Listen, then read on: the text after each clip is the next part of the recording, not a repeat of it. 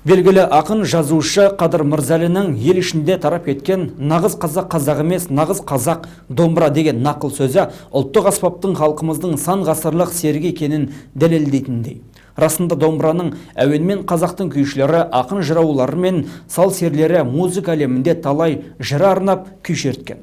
Ұлттық өнерді жалғастырған Келес ауданының жастары бүгін тәуелсіздіктің 30 жылдығы және ұлттық домбыра күніне орай күй шеруін өткізді.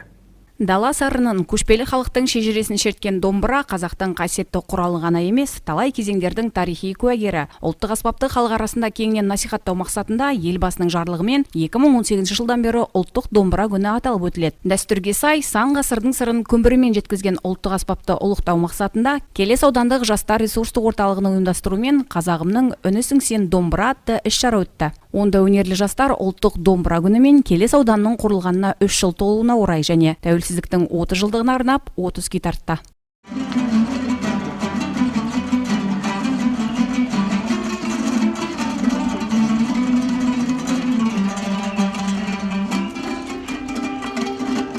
Келес ауданының 3 жылдығына және де Қазақстан Республикасының тәуелсіздігінің 30 жылдығына тарту ретінде жастардың ұйымдастыруымен ауданымыздың талантты жастарын басын қоса отырып, осы үлкен бір іс-шараны ұйымдастырып жатырмыз. Іс-шараның мақсаты жастарға домбыраны насихаттау, ұлттық өнерімізді дәріптеу және де жас таланттардың өнерге деген сахналық қабілетін арттыру болып табылады. Ұлттық домбыра күніне орай арнайы домбыра пати іс-шарасы ұйымдастырылды. Мұнда аудан аумағына қарасты 12 ауылдық округтен 30 күйші жиналып, аудан тұрғындарына және аудан жастарына ұлттық домбырамызды насихаттап, қазақи күйді тарту етті.